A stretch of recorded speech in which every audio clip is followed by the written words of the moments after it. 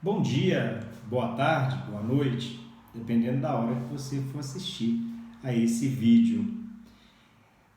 Esse é um vídeo sobre o renascimento cultural dos séculos 14, 15 e 16 para o ensino médio, para o primeiro ano do ensino médio e para o terceiro ano do ensino médio. Saudades de vocês. Hoje a gente vai tratar, portanto, desse movimento que já começa com um nome preconceituoso.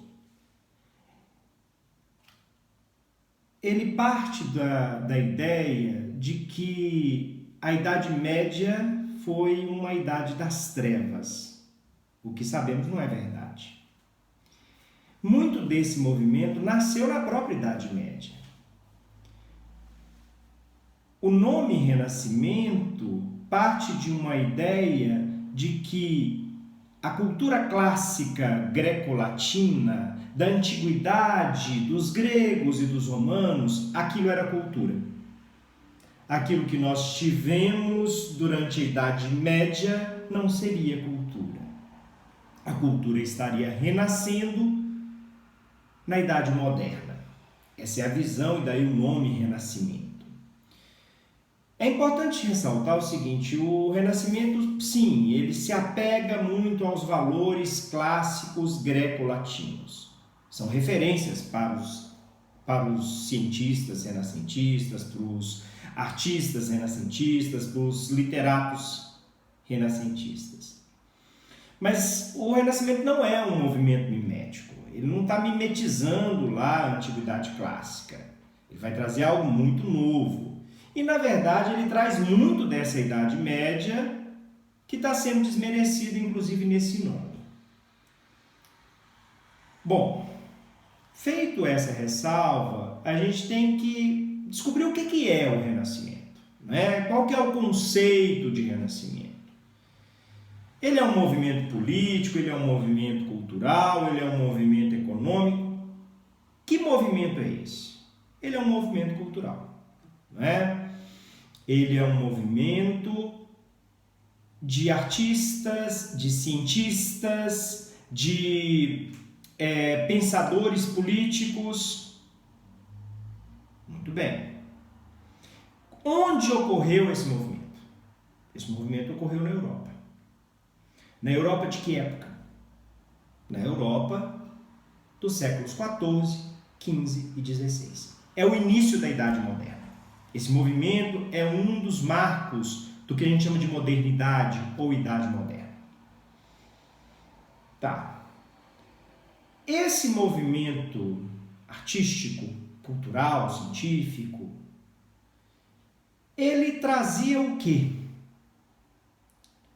Bom, ele trazia a ideia da racionalidade, a ideia da valorização do homem, o que nos remete a uma questão. Que ideologia estava por trás desse movimento? Uma ideologia nascida no século XII, portanto, na Idade Média, que nós chamamos de humanismo. Foi uma escola de pensamento surgida na Idade Média. A Idade Média europeia é um momento, sim, de muita pobreza? É um momento de muitas guerras, fomes, doenças? A Europa era muito pobre nesse período? Sim. A Europa era a periferia do mundo naquela época? Sim. Né? O centro do mundo estava na Ásia, né? Nesse período. Tá, mas você também tem na Idade Média uma grande produção cultural.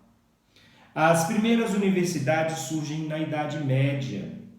A mesma igreja que perseguia hereges também produzia muito conhecimento. Também garantia que aquele conhecimento produzido na antiguidade fosse preservado.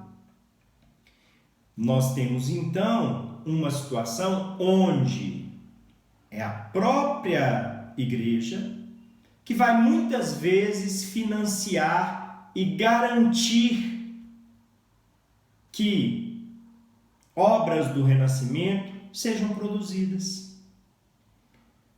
Tá.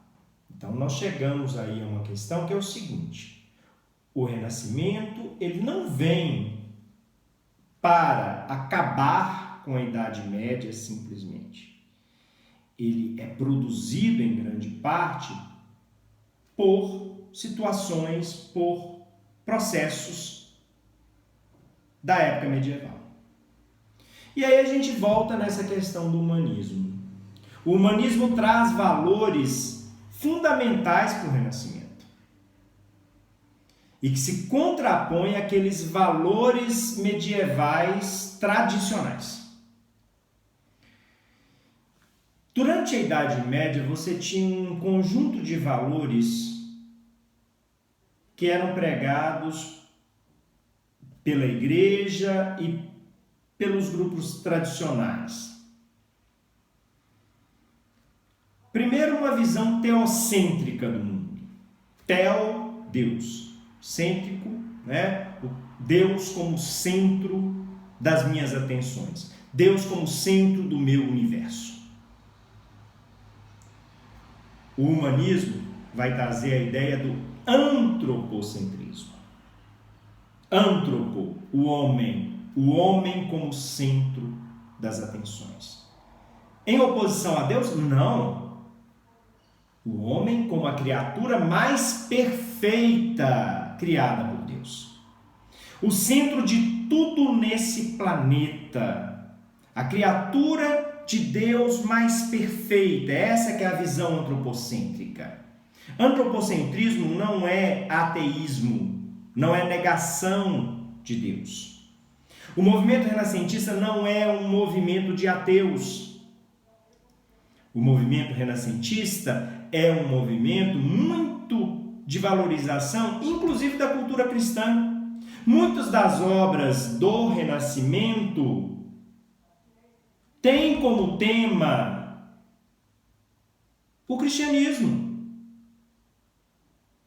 Nós temos aí uma série de obras renascentistas. A Última Ceia, de Leonardo da Vinci, por exemplo. A Virgem dos Rochedos. Não é?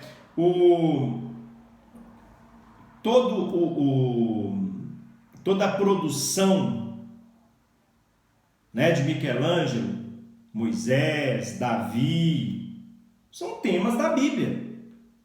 Esse não é um movimento, portanto, ateísta. Antropocentrismo significa uma outra visão. Na visão medieval tradicional, o homem não é nada, Deus é tudo. Na visão renascentista, humanista, o homem é a criatura mais perfeita criada por Deus. Bom, na visão medieval, nós temos o coletivismo. A sua vida não é individual. O seu destino é um destino compartilhado com o estamento que você faz parte. A visão medieval é que o indivíduo não existe e não deve ser valorizado. O humanismo traz o individualismo. O que é o individualismo? Você é senhor do seu próprio destino. A sua vida é única. Você pode transformar a sua realidade. Quando a gente for ver as obras do Renascimento, a gente vai observar que o homem é sempre retratado de uma forma individual, única, com suas características bem próprias. Vai ser a primeira vez na história que os artistas vão assinar suas obras. As obras antes do Renascimento eram todas anônimas. A ideia de fazer retratos e autorretratos, não é? Que rei europeu da Idade Moderna não vai ter 1, 3, 4, 5 retratos. Nós temos então uma mudança aí de paradigma do coletivismo medieval tradicional para o individualismo. Outra mudança aí que a gente vai ter é a questão do misticismo medieval tradicional. Eu tenho que crer na visão tradicional medieval.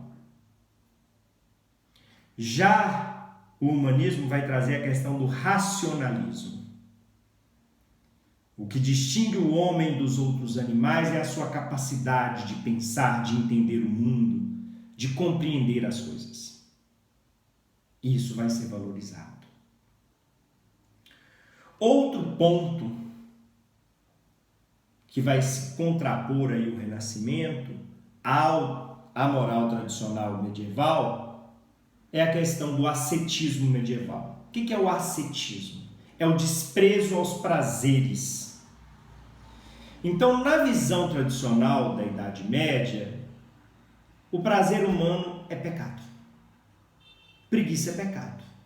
Gula é pecado. Vaidade é pecado. Luxúria é pecado. Os prazeres são vistos como pecados. Devem ser negados. O homem está aqui para sofrer, não para ser feliz na visão ascética medieval, no ascetismo medieval. O Renascimento e o humanismo trazem o hedonismo, a ideia de valorização dos prazeres. Hedonismo remete ao Éden, jardim do Éden, o paraíso, onde Adão e Eva viviam em perfeita harmonia com a natureza, com todos os seres, viviam os prazeres. O humanismo traz a ideia, portanto, do hedonismo. A visão medieval é uma visão pessimista, é uma visão fatalista. Para que você veio para esse mundo? Você veio para sofrer. Você veio para imitar Cristo, e Cristo sofreu. Então, quanto mais você sofrer, mais perto de Deus você estará. Essa é uma visão pessimista. A visão humanista diz: não, Deus te criou para você ser feliz. Você está aqui para fazer o melhor possível para você e para esse mundo, porque Deus te dotou de razão. E essa razão te faz melhorar o mundo. Então essa é uma visão otimista. No mundo medieval, qual era a crença? A Terra é o centro do universo. A isso chamamos geocentrismo, geoterra. O movimento do Renascimento vai trazer a ideia do heliocentrismo. O Sol no centro e a Terra girando ao redor do Sol. Bom, nós temos então aí duas visões de mundo e que vão conviver durante muito tempo e convivem até hoje, inclusive. Só que o Renascimento vai pegar esses valores humanistas e vai expressá-los em livros, em pinturas, em esculturas, na arquitetura, no pensamento científico.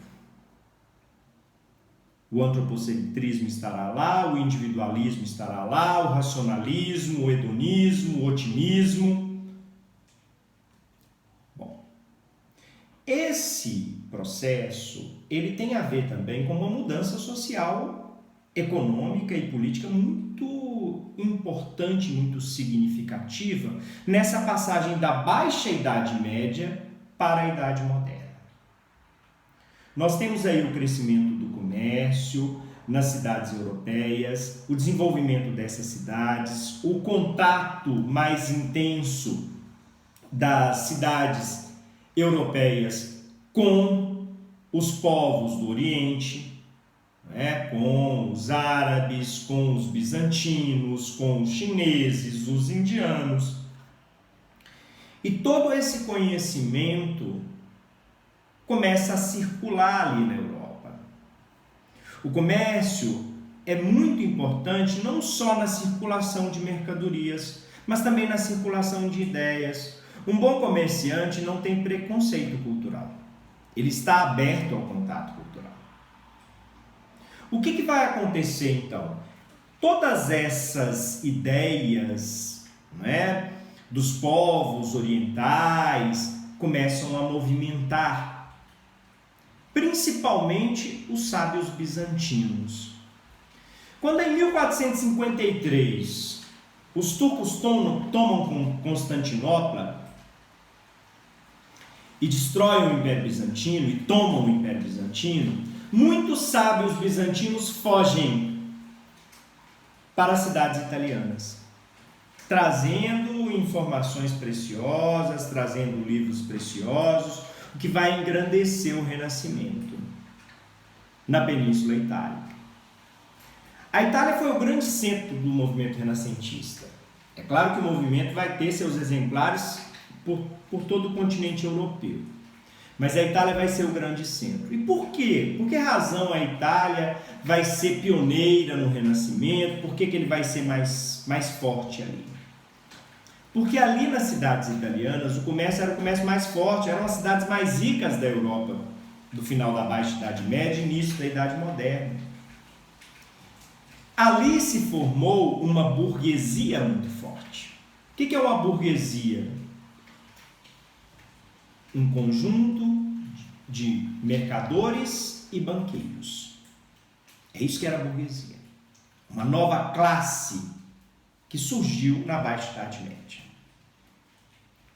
E que convivia agora com a aristocracia, o alto clero e a nobreza, e com os trabalhadores do campo e da cidade. Essa classe de mercadores e banqueiros, essa burguesia, ela vai ter muita afinidade com esse pensamento humanista. Esse pensamento humanista vai ser muito abraçado pela burguesia. É essa burguesia que vai ser uma das maiores financiadoras do movimento renascentista. Os financiadores de artistas nós chamamos de mecenas. Os mecenas podiam ser papas, reis, bispos, burgueses, nobres, como barões, duques. Por que uma pessoa incentivava financeiramente os artistas? Ora, para se autopromover.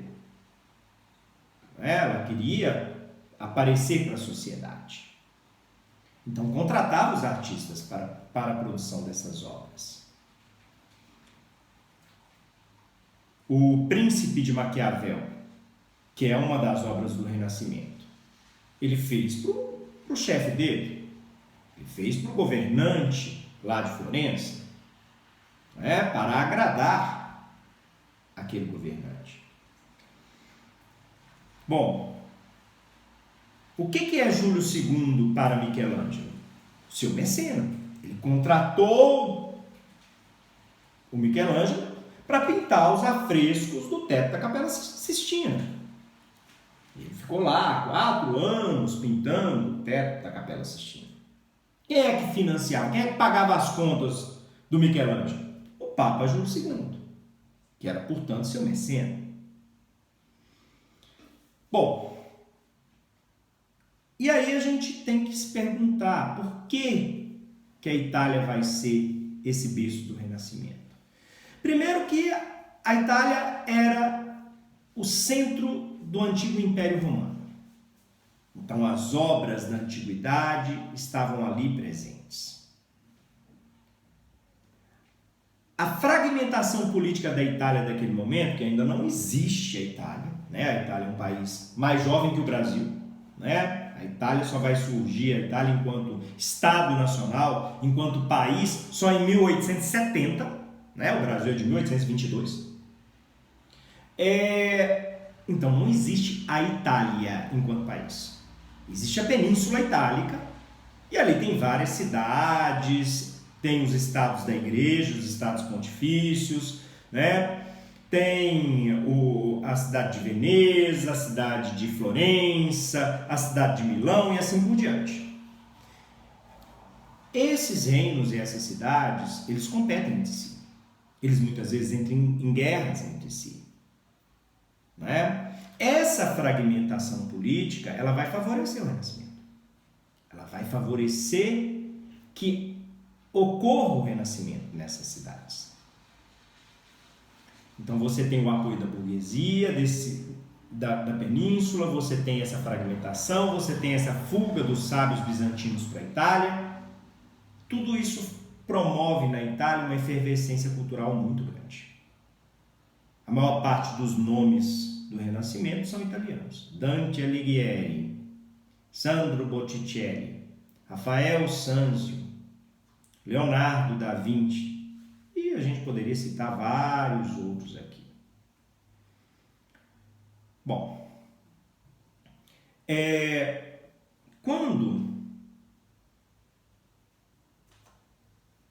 quando a gente observa as obras do Renascimento, podemos perceber, não é? Primeiro, o ser humano é uma preocupação muito grande, muito forte, muito evidente. Segundo, as obras de pintura agora têm perspectiva, têm um espaço tridimensional. Se usam técnicas de valorização que permitem um maior realismo para as obras. Você tem agora retratos. O que é a Gioconda? O que é a Mona Lisa? Um retrato.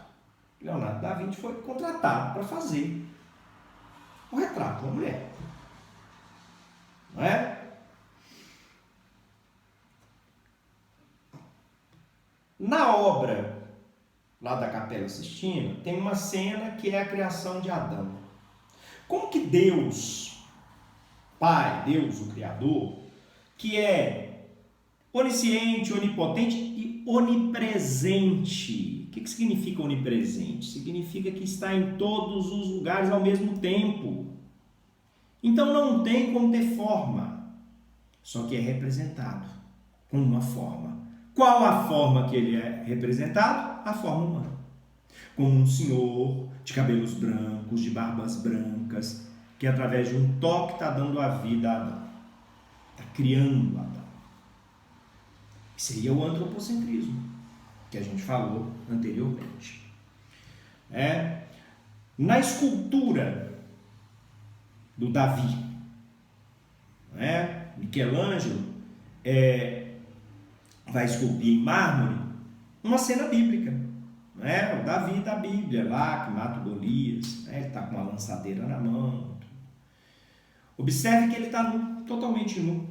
Diferente da moral tradicional medieval. Agora a moral humanista está aí. Ó. Olha aí o hedonismo.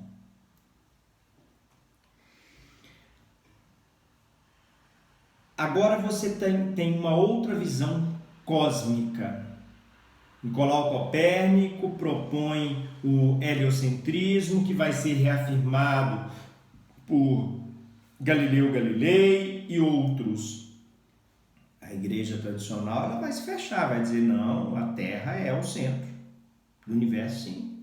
Nós estamos aqui no centro da atenção de Deus. E vai punir alguns. Giordano Bruno vai ser queimado na fogueira. O Galileu escapou da fogueira porque abjurou, negou a sua crença no heliocentrismo diante de todos para não perder a vida. Mas a visão heliocêntrica ela vai se apresentar. Na Pietà do Michelangelo, o que a gente observa? A gente observa uma cena bíblica, que é a Nossa Senhora, com Cristo morto no colo, mas de uma forma humanística.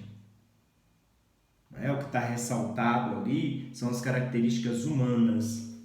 Uma outra característica também do Renascimento é a apropriação de cenas mitológicas greco-latinas. Na Alegoria de Primavera, de Sandro Botticelli, a gente observa isso.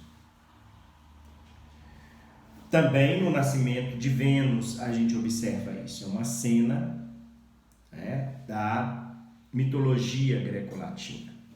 Bom, na na cena da Virgem Maria com o menino Jesus em companhia de São João Batista.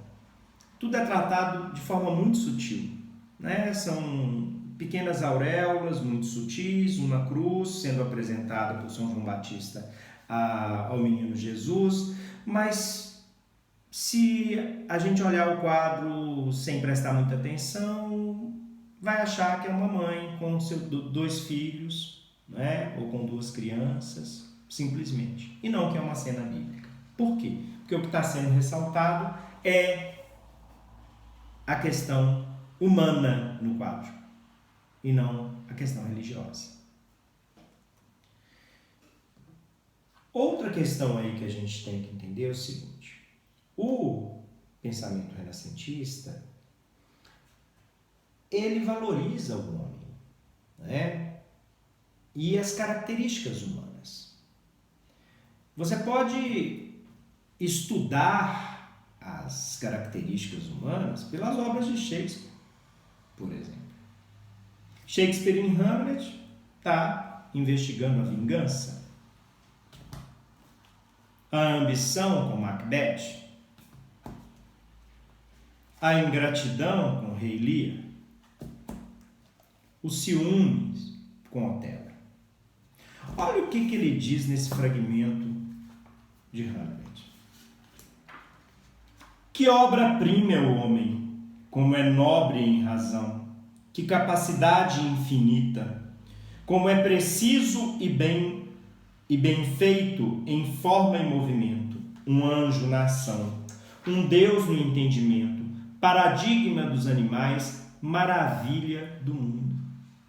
O homem sendo ressaltado como um ser especial dentro da criação. É o antropocentrismo que a gente havia falado, não é? Na Divina Comédia de Dante Alighieri, o que a gente tem? Nós temos uma história contada pelo poeta Dante, onde ele é guiado por um poeta latino, por um pensador latino, não é, Virgílio? Nós temos aí o Decameron de Boccaccio, Don Quixote de Cervantes e os Lusíadas de Camões, não é? São exemplos de obras do Renascimento. Nos Lusíadas de Camões, ele ressalta, ele engrandece, ele exulta as conquistas portuguesas nas grandes navegações. E aí ele vai comparar essas grandes navegações com as navegações do passado. Ele vai dizer que os portugueses são muito maiores, são muito melhores. Num determinado momento ele diz que Marte e Netuno obedecem aos portugueses. Quem é Marte? Deus da guerra dos latinos. Quem é Netuno? Deus dos mares dos latinos. Em outro fragmento ele diz: cálice de Alexandro e de Trajano, as navegações grandes que tiveram. Por que ele diz isso? Porque ele diz, olha, os governantes lá da antiguidade, Alexandre o Grande, Trajano, né, um importante César do período do Império Romano, agora são passado, porque o povo lusitano está conquistando muito mais. Pois bem, essas obras, então, elas vão modificar a mentalidade europeia e vão tirar a Europa dessa periferia cultural, inclusive. É a partir do Renascimento que a Europa vai moldando, ela vai formatando isso que nós chamamos de eurocentrismo. Nossa visão é bastante eurocêntrica. Quando que isso começa a ser formado? No início da Idade Moderna, com a expansão marítima, com o Renascimento, com a formação dos Estados nacionais, absolutistas, com o mercantilismo, com a conquista e colonização da América, o mundo eurocêntrico vai se formando. Nessa aula a gente viu o quê? A gente viu que o renascimento vai ser a expressão cultural dessa modernidade que está nascendo. Eu espero que vocês tenham gostado e até a próxima. Boa sorte!